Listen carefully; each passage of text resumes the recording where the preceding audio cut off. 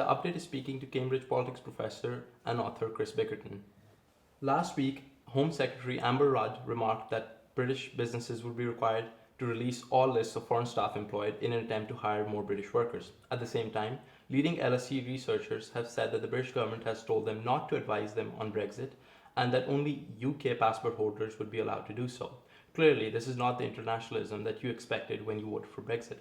Does this align with your expectations and what you hoped would be a post-Brexit Britain? The curious situation for a lot of people who voted Brexit, such as I did, but who don't think of themselves politically as being on the same side as the current government, or didn't identify with themselves politically with many of the people who were running the Leave campaign, which was dominated by Nigel Farage, Boris Johnson, Michael Gove, so people on the right of the political spectrum. It was a curious situation to be in, arguing for the same thing, but from a very different perspective.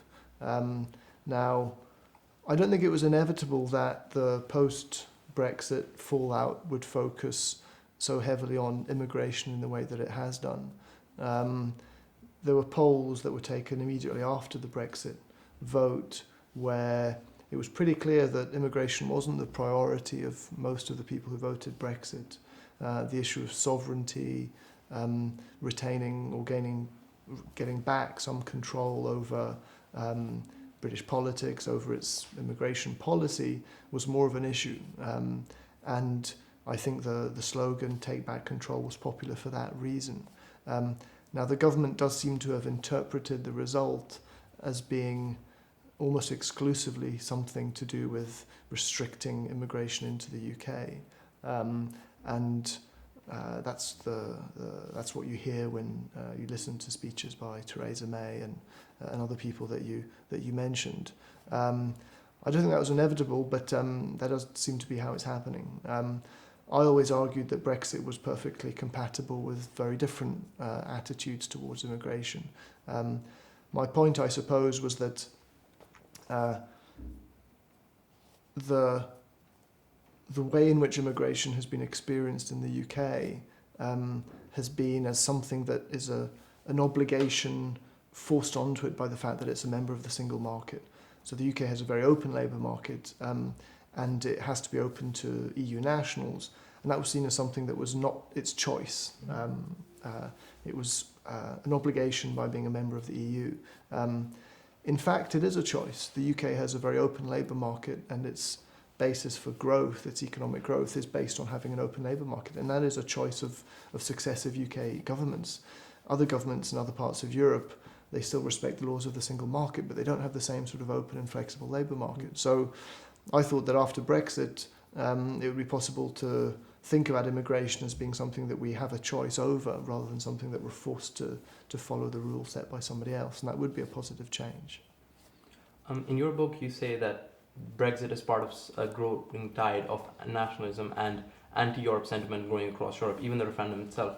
But at the same time, in the poll, 75% of all people aged under 24 gave an overwhelming vote for Remain. So how does this tie into this scenario that you paint? I mean, I think I wouldn't... nationalism isn't the term that I tend to use. I tend to talk more of a growing disenchantment with politics, an anti-establishment feeling, sometimes even just a very anti-political feeling, people very disgruntled with politics, very sceptical about the goodwill and the intentions of politicians. And I think that is something that connects Brexit with lots of other parts of Europe. I've used the term the Brexit iceberg, which is to say that Brexit is just the tip of the iceberg that we can see, but as with any iceberg, there's a huge amount under the surface, and that, I think, is what exists in the rest of Europe. And if you go, from countries such as the Netherlands, where there have been attempts to have a vote on EU membership in the Netherlands, which haven't been successful, but I think they'll try again next year. There was a referendum this year that rejected an agreement that the EU made with Ukraine. In Italy, the main opposition parties have committed themselves to a referendum on the membership of the Eurozone. In France, one of the main presidential candidates has committed herself to a referendum on EU membership. So these are things that are going on across Europe, and I think it's not necessarily nationalism as such, because in many ways people, I think, identify less and less with the concept of the nation. But I think it is a growing disconnect, a growing gap between citizens and governments, and this disaffection with politics. And that, I think, is not directed specifically at the EU, but is beginning to really impact on the EU. In your lecture at LSE, you talked about how national governments need clubs like the EU to govern societies because they can't do it themselves. And often they use the EU as a scapegoat then. So do you think that after Brexit and after what happens to the UK, whether it's in a single market or not, and regardless, Britain will somehow find a way to push blame onto the EU, whether it's about immigration or the post-Brexit deal and how it turns out to be? That's a good question. I think you may be right. I suppose the point that I've often tried to make is that countries in Europe experience membership of the EU as an existential thing, as something that their existence depends on it. And there doesn't seem to be much confidence that countries can exist outside of these clubs. In many ways, the UK is a test case, and it's not clear whether the UK will survive even constitutionally outside of the EU. It is possible that Scotland will want to organise another referendum which might be successful this time, and you'll have the dissolution of the UK constitutionally. But I think that's not particularly likely. I think what we'll see is that the UK will demonstrate that countries can exist outside of the EU. It may be that they also rely, as you said, on still trying to shift the blame elsewhere, still trying to identify some sort of external reference that can help keep the country together. But I think that'll become more difficult, and so the focus will once again be on what is the nature of the relationship between citizens and their governments, and that will become the focus, and that's how it should be, I think. You mentioned the slogan of the campaign, vote, leave, take control, and also about implications of a hard Brexit. But at the same time, what do you think are the main challenges facing the new Conservative government of Theresa May, and what do you think are the aims that they should have tackling the political and economic instability that has been the fallout of Brexit?